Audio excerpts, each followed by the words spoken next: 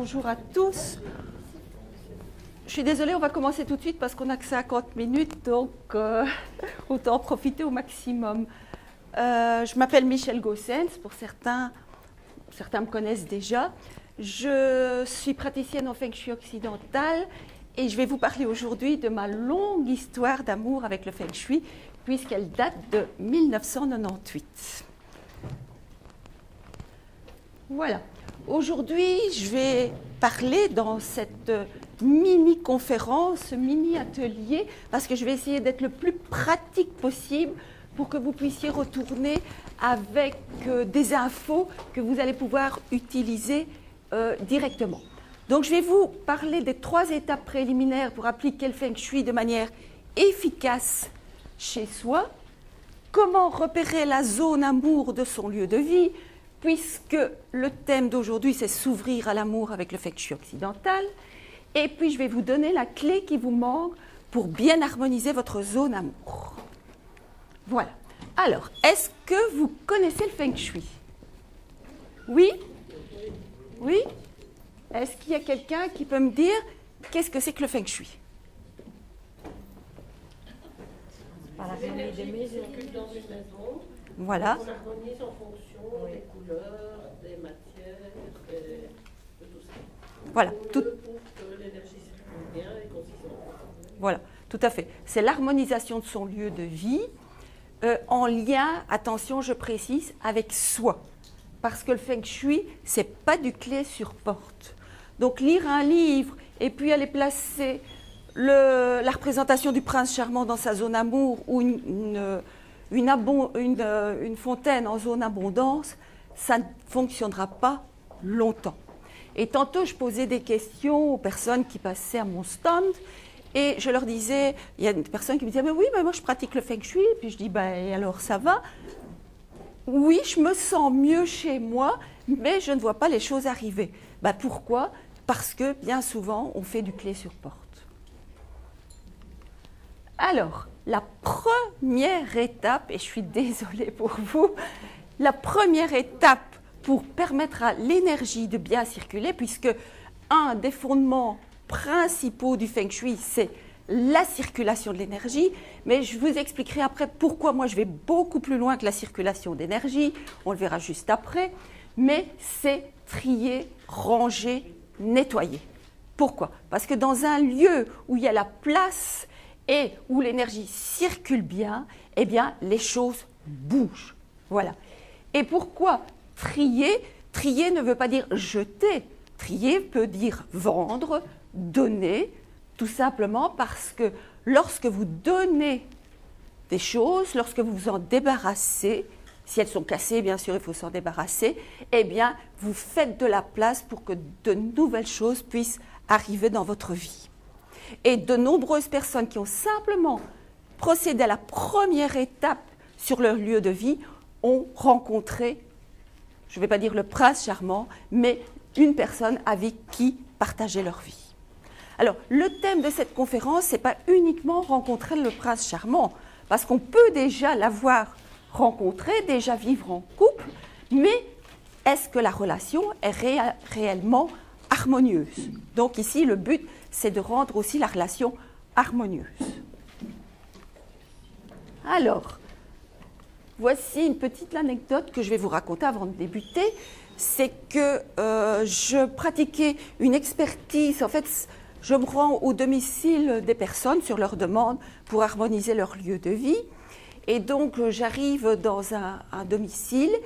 Bien sûr, si on fait appel à moi, c'est qu'on a envie d'améliorer les choses, c'est qu'on s'est investi et c'est qu'on a envie que quelque chose bouge. Et donc, j'arrive dans cette maison, c'était une maison, eh bien, qu'est-ce qui prônait en zone amour du lieu de vie? La photo du couple précédent. En fait, c'était une dame qui était veuve, qui avait encore des enfants en bas âge et qui avait refait sa vie, entre guillemets, refait sa vie, mais qui voulait encore la présence du papa pour ses enfants. Alors, à votre avis, comment se sentait le nouveau compagnon de cette dame? Avait-il la place, en fait, dans cette maison? Ben non, donc ils vivaient très mal cette relation. Alors, une deuxième anecdote, je vais chez un couple qui ne pouvait pas avoir d'enfant. Or, il n'y avait aucun souci de procréation.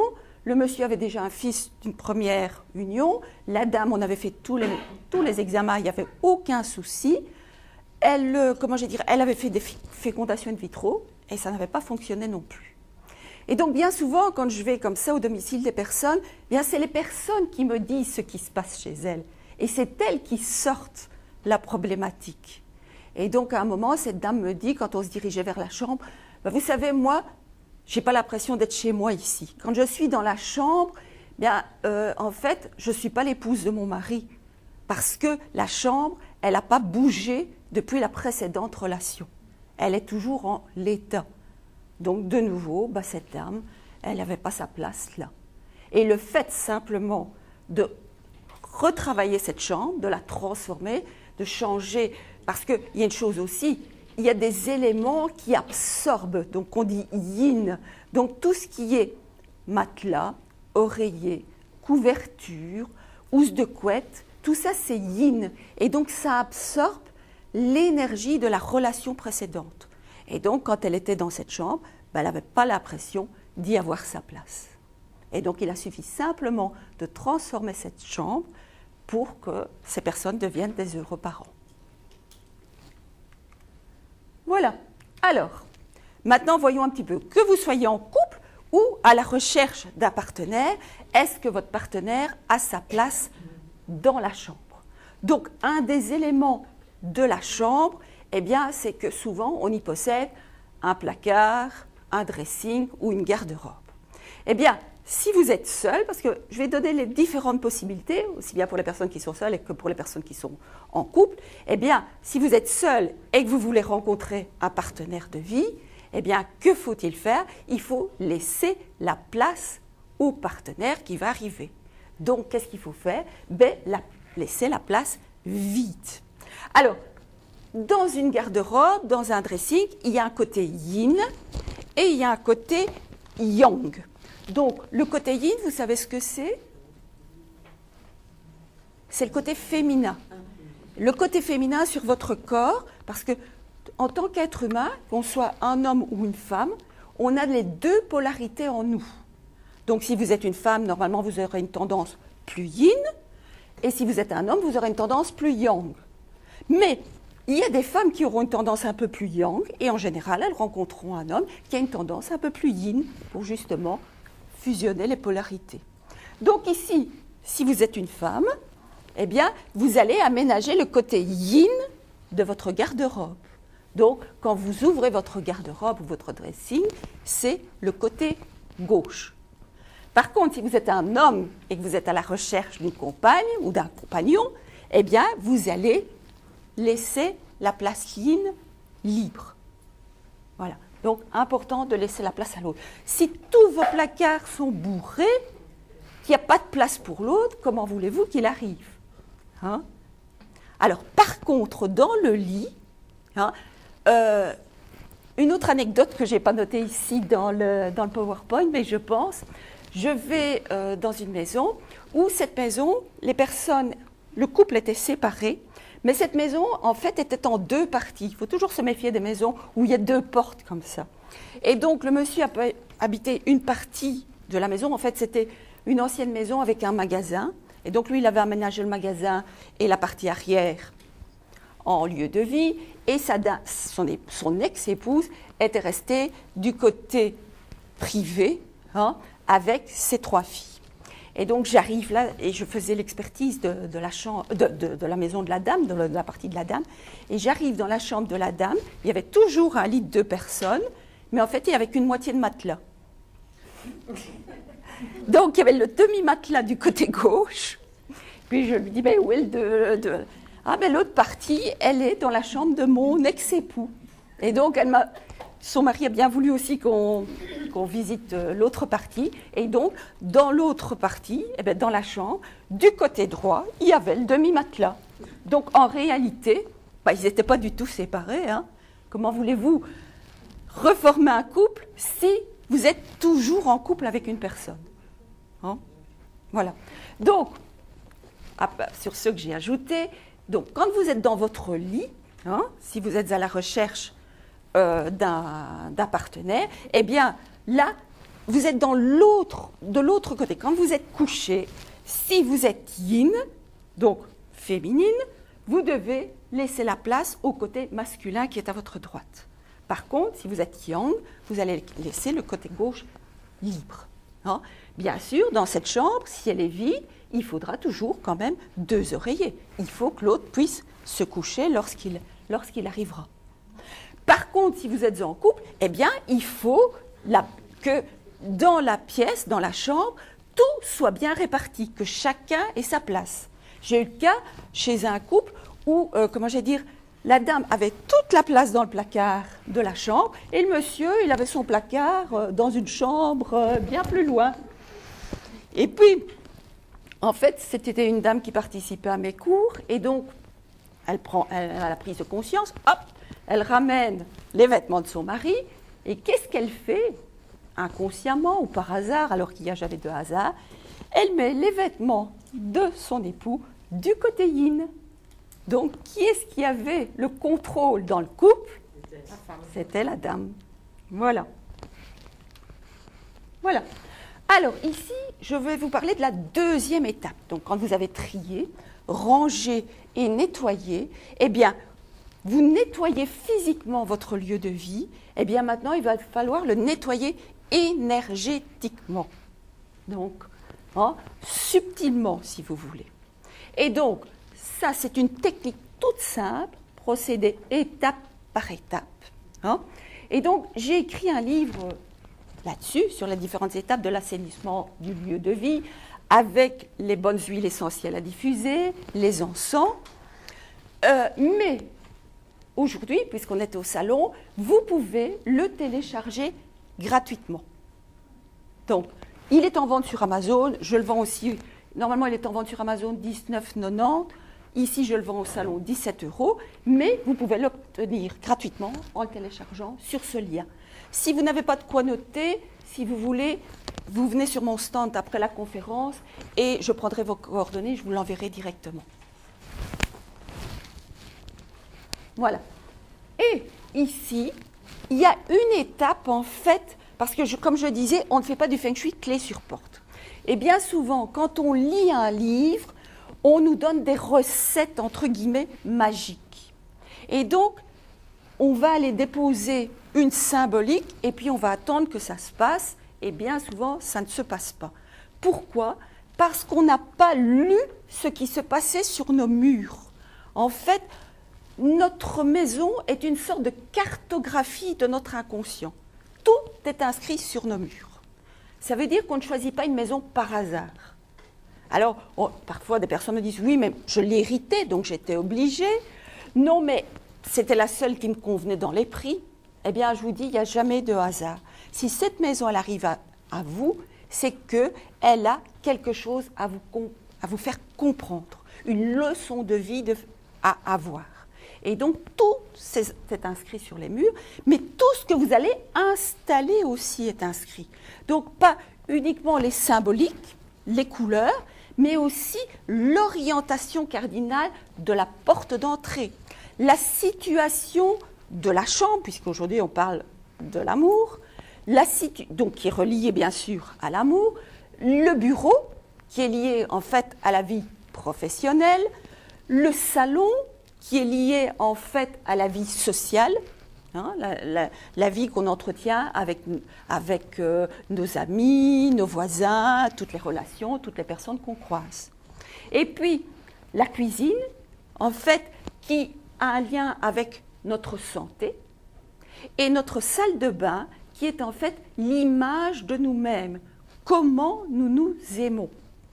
Et donc, si j'en viens ici à s'ouvrir à l'amour, ben, la première condition avant de pouvoir aimer quelqu'un, c'est de s'aimer soi-même.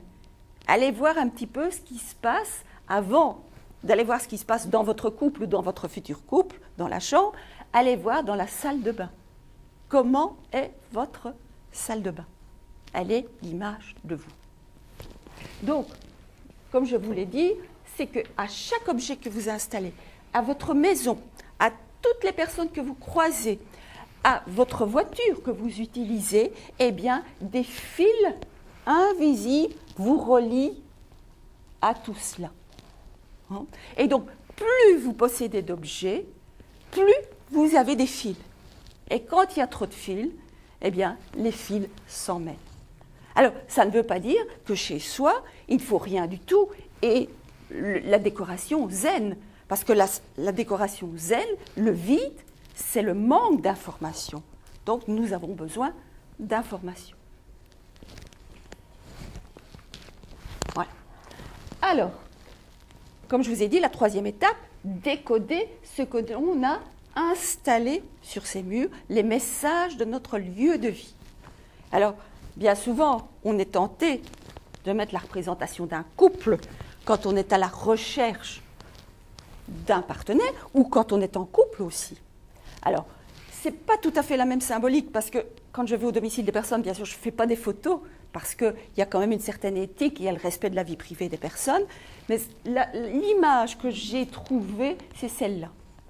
Alors, à votre avis, quand j'ai trouvé ça dans la zone amour du lieu de vie d'une dame, qu'est-ce qu'elle m'a sorti comme phrase, comme mot? Non. Non. Elle était déçue de ne rencontrer que des hommes. Un peu béné. Comment? Un peu béné. Trop gentil. Oui. Mature. Qui n'avaient pas les pieds sur terre. C'est fou comme les gens vous expriment. Vous ne pouvez pas comprendre comme j'aime le feng shui parce que, en fait, chaque fois quand je vois des choses comme ça, mais je dis, mais vous avez vu ce que vous avez installé sur votre mur? C'est un homme qui n'a pas les pieds sur terre. Bon, mettons compte de la perspective ici, mais voilà. Le prince charmant, il n'a pas les pieds sur terre non plus, sur son cheval. Hein. Parce que c'est pour ça qu'on dit prince charmant. Il est prince charmant, ben oui. Le prince charmant, c'est pas la rencontre idéale. Hein. Voilà. Donc, comme je vous disais tantôt, vous avez installé sur les murs de votre lieu de vie une sorte de cartographie de votre inconscient.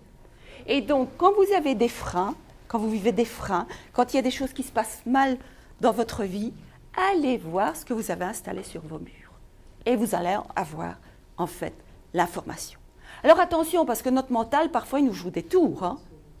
J'ai eu le cas d'une dame qui avait mis la représentation encore d'un couple dans sa zone amour et avait rencontré un monsieur. Hein. Et puis, elle me dit, mais je ne comprends pas, on s'entend bien, les enfants s'entendent bien, tout se passe bien, mais il ne bouge pas. Donc on est amis, mais il ne bouge pas. À votre avis, c'était quel genre de statuette qu'elle avait mis comme représentation de couple? Un couple sans bras et sans jambes. Voilà, c'est amusant. Moi, tous les jours, je m'amuse avec le feng shui. Voilà. Donc, comme je vous l'ai dit il y a quelques minutes, la représentation symbolique de la relation de couple, c'est votre chambre. Hein?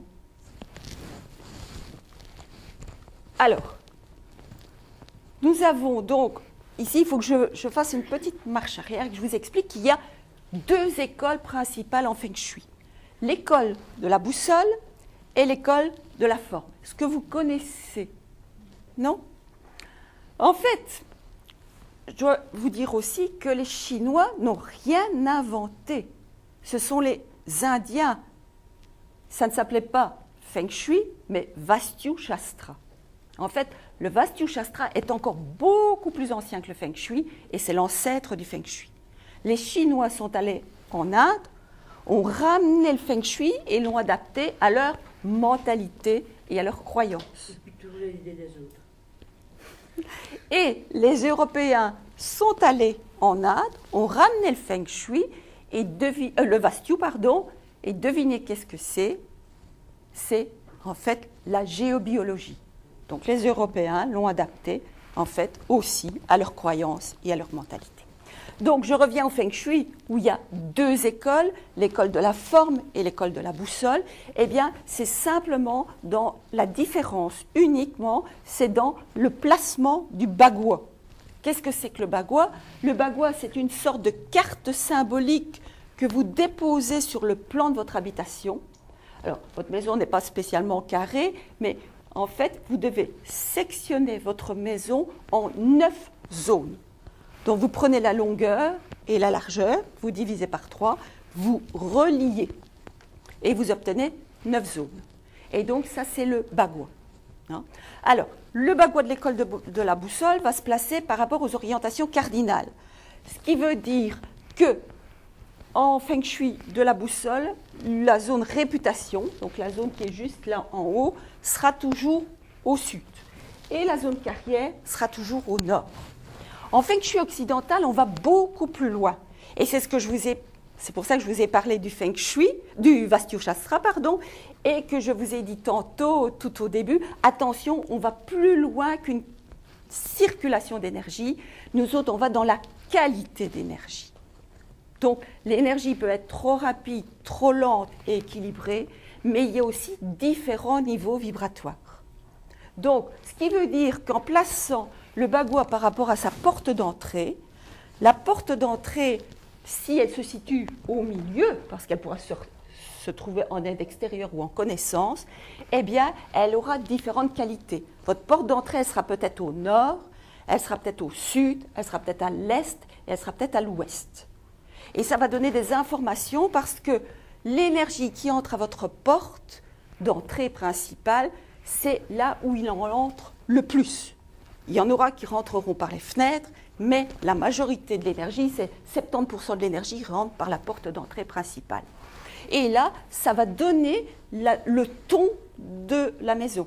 Si vous avez une maison avec une porte à l'ouest, ben imaginez, l'ouest, c'est le coucher du soleil, ce sont donc des énergies descendantes.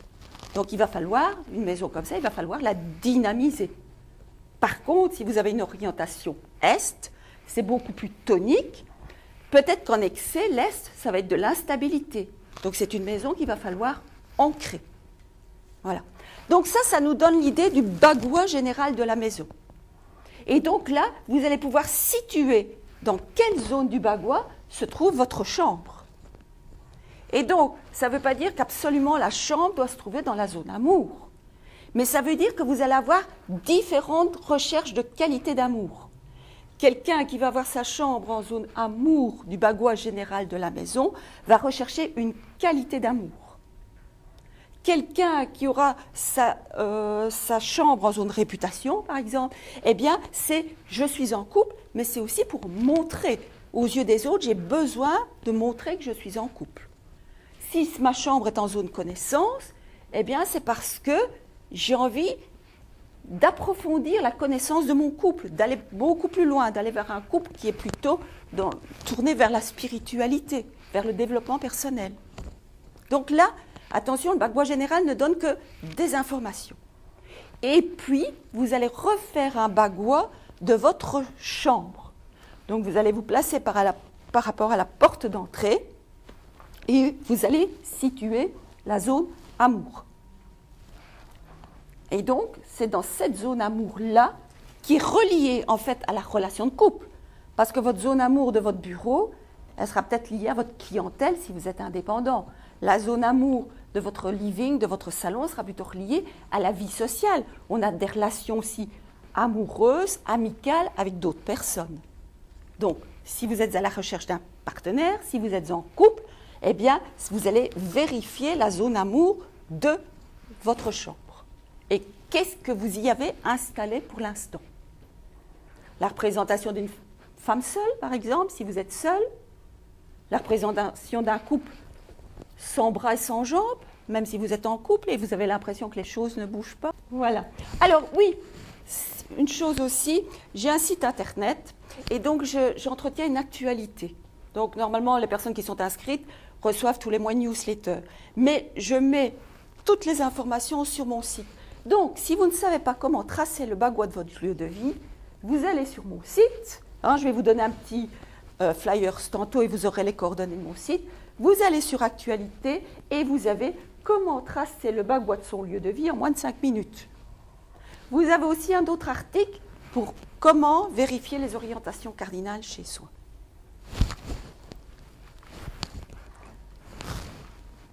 Voilà. Alors, une chose aussi, donc, Bagua, on le trace dans sa chambre.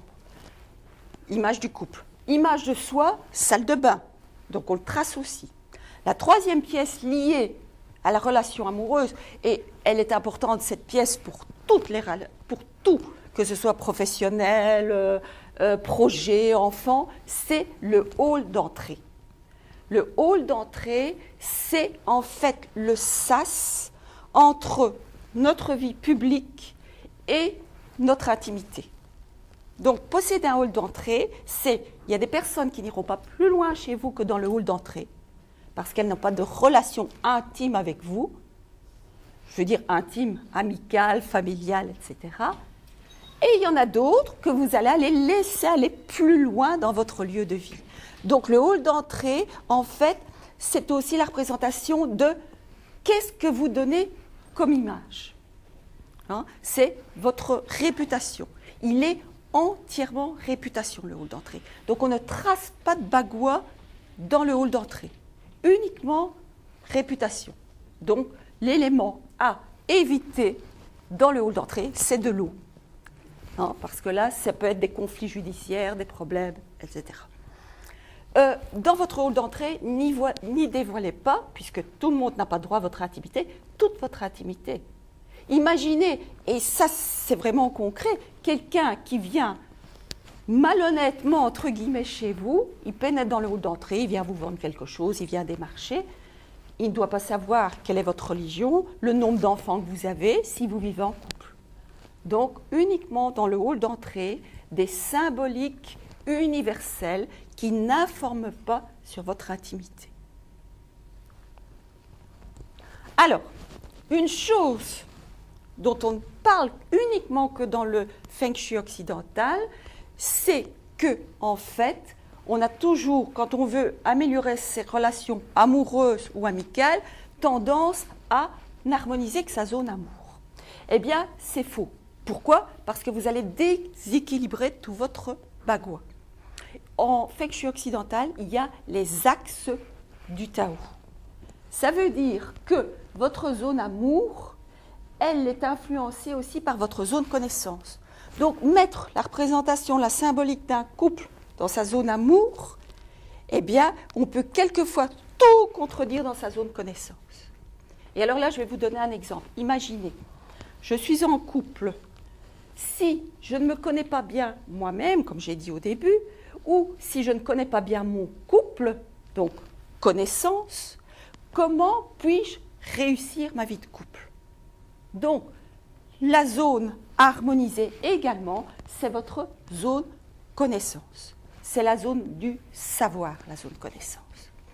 Admettons, vous êtes en couple, une dispute se passe, hein, quelquefois il peut y avoir des mésententes, et vous posez la question, est-ce que c'est vraiment la personne de ma vie, hein? Ou est-ce que je dois passer à autre chose? Ou est-ce que c'était peut-être simplement une petite dispute? Eh bien, vous placez la représentation de votre couple, là, une photo de votre couple, dans votre zone connaissance, et vous allez comprendre le sens. C'est la zone du savoir. Ce n'est pas une zone poubelle, parce que bien souvent, dans certains livres Feng Shui, on a l'air de dire, vous ne savez pas où mettre une symbolique, hop, mettez-la dans la zone connaissance. Non, c'est la zone du savoir, c'est une zone d'information. Elle vous donne beaucoup d'informations, cette zone de connaissance. Donc, si vous harmonisez les différentes zones, vous allez toujours les harmoniser en fonction de l'axe du Tao. Ce sera de même, hein, si vous harmonisez votre zone richesse, vous irez voir ce qui se passe en aide extérieure. Si vous harmonisez votre zone santé-famille, il faudra aller voir ce qui se passe en projet enfant. Et le centre du Tao, c'est le centre d'équilibre. C'est l'ensemble de toutes les zones. Je vous donne un autre exemple. Je donnais cours aussi aux futurs kinésiologues à Namur. Et donc, j'avais des kinésiologues et j'avais une dame qui était infirmière et qui, elle aussi, ne savait pas avoir de bébé. Chaque fois, les grossesses se terminaient mal. Et puis, en suivant la formation, elle s'est rendue compte que, en fait, si on prend l'axe du temps, c'est l'axe du temps, donc la zone santé qui relie à la zone projet, donc famille, enfant. Donc, qu'est-ce que c'est que la famille? La famille sont nos ancêtres, c'est ce qui est lié au passé.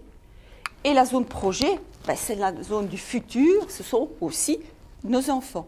Eh bien, la maison était en travaux depuis plusieurs années et il vivait uniquement du côté gauche de la maison.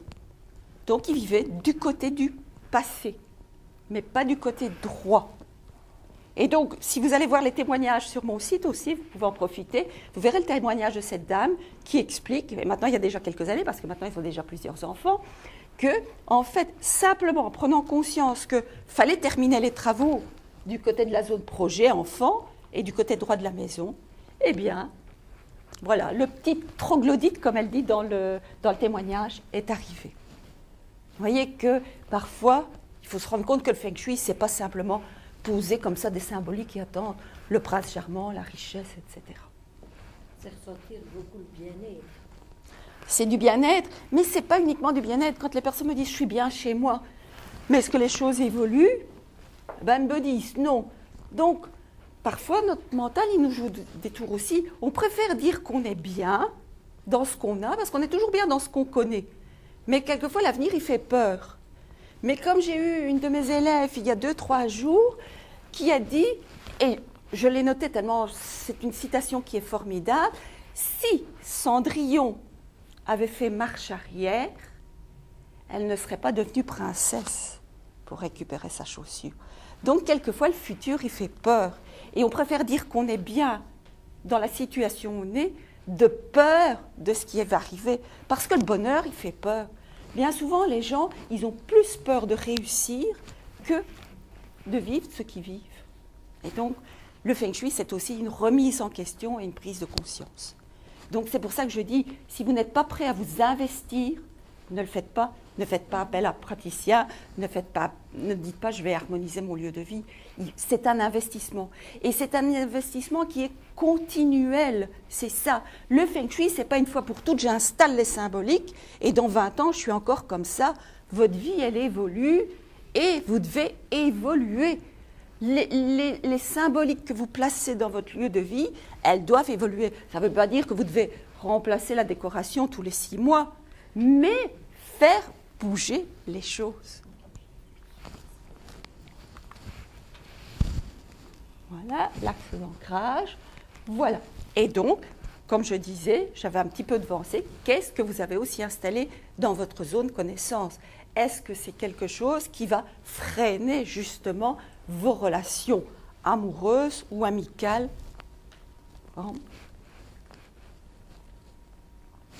Est-ce en contradiction avec votre zone amour? Les symboliques reflètent-elles des parties de vous qui vous font comprendre que les défauts que vous refusez chez l'autre ne sont que des facettes de vous-même que vous n'acceptez pas? Parce que bien souvent, ce qui nous dérange chez les autres, c'est ce dont nous sommes porteurs ou nous avons été porteurs. Voilà. Donc, je vais vous faire une petite synthèse. Donc, première étape, trier. Rangez, débarrassez-vous de ce qui ne fait plus partie de votre vie. Tout ce qui ne fait plus partie de l'ancienne relation, si vous voulez démarrer une nouvelle relation. Procédez à l'assainissement énergétique du lieu. Donc ça, vous pouvez télécharger la marche à suivre. Décodez le message de votre chambre. Et je n'ai pas mis de votre salle de bain et de votre hall d'entrée. Repérez la zone amour, traçant le bagua de votre lieu de vie. Donc le bagua général et puis le bagua de chaque pièce pour harmoniser. Repérez, tracez l'axe d'ancrage et repérez la zone connaissance. Vérifiez ce que vous y avez mis et puis appliquez à ce moment-là les symboliques positives en lien avec l'amour, puisqu'ici on est sur le thème de l'amour. Et là, vous allez avoir un feng shui qui va être réellement efficace et qui va faire bouger les choses. Alors, une chose aussi, c'est qu'en fait, nous sommes en lien avec notre maison.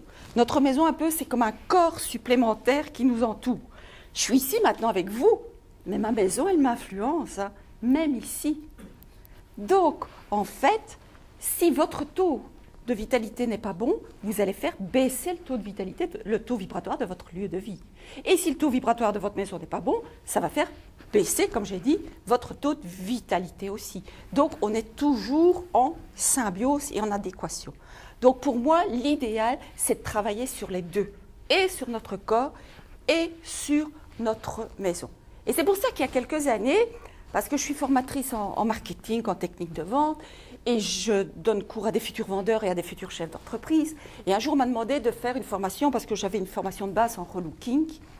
Et puis, voilà. Et en faisant ce cours de relooking, mais je me suis dit, mais et si j'utilisais les principes du Feng Shui sur le corps humain, puisque notre corps et notre maison c'est un corps supplémentaire. Je vais tester. Et donc, j'ai essayé. Et on peut utiliser les principes du Feng Shui sur son corps. Et donc là, quand on travaille sur les deux, eh bien l'évolution est encore beaucoup plus importante. Et on travaille aussi avec le nombre d'or. Donc le nombre d'or, c'est une divine proportion qui fait qu'on se sent bien, qu'on a confiance en soi, qu'on peut en fait affirmer, qu'on sent une certaine force derrière soi, qu'on se sent en qualité énergétique puissante. Et alors je travaille aussi sur la morpho-silhouette, parce que nous n'avons pas, notre corps a une forme déterminée, qui va se déterminer entre le 0 et 6 ans.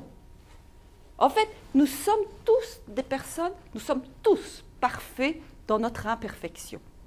Seulement, autour de nous gravitent des blessures. Et de temps en temps, on accroche une blessure, puis on la laisse, puis on accroche une autre, ou on en accroche plusieurs, parce qu'on est tous au moins détenteurs de 4 des 5 blessures. Et c'est ce qui explique aussi que parfois, en fait, on va prendre du poids. C'est pas, oui, on va peut-être manger en contrepartie, mais pourquoi on mange? Parce qu'on active une blessure. Enfin, je ne vais pas aller dans le détail, ou qu'on désactive une autre blessure, en fait. Vous voyez? Donc, tout est lié, nous et notre maison. Hein? Et alors, je travaille aussi sur les différents niveaux vibratoires. Aussi bien dans notre maison, on a 3 niveaux vibratoires, sur notre corps, on a également 3 niveaux vibratoires. Hein?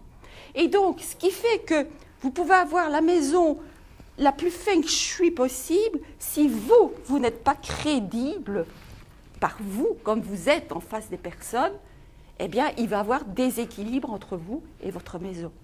Et qu'est-ce qui fait que des gens avec qui on entre en contact et qu'on n'a pas confiance vis-à-vis de ces personnes, eh bien, c'est que, en fait, elles ont, au travers de leur habillement, des couleurs qu'elles portent, des lunettes, des accessoires, elles ont activé inconsciemment leurs blessures. Elles font découvrir leurs blessures inconsciemment, tout ça est question d'inconscient, aux autres, et donc les autres, vous n'êtes pas crédibles aux yeux des autres. Donc, ce que je vous donne comme conseil, c'est de travailler et sur votre lieu de vie et sur vous aussi. Et donc, en fait, j'ai mis au point et une formation en ligne et une formation en présentiel. Voilà.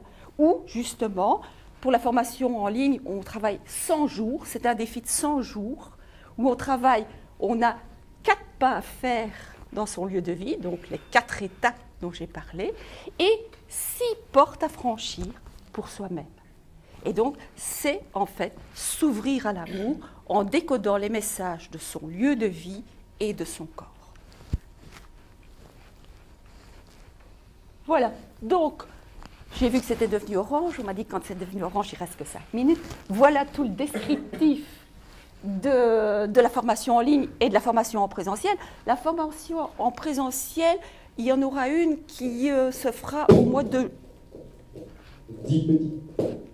Au mois de juin. Donc, vous pouvez avoir toutes les informations sur mon site. Mais n'hésitez pas, je dois laisser ma place à la prochaine personne, mais allez me retrouver sur mon stand. Je suis tout à l'entrée. Voilà. Je peux déjà, si vous voulez, vous distribuer un flyer. Voilà. Et si vous voulez télécharger, voilà. Et n'hésitez pas, soit à vous inscrire sur mon site, vous recevez les 8 secrets d'un Feng Shui efficace, ou à venir sur le forum et à me poser des questions. Oui ? Je suis là demain aussi. Oui. Voilà. Voilà. En tout cas, je vous remercie de votre écoute hein, et d'avoir partagé avec moi ma passion pour cette merveilleuse histoire d'amour que j'ai avec le Quechua. Merci.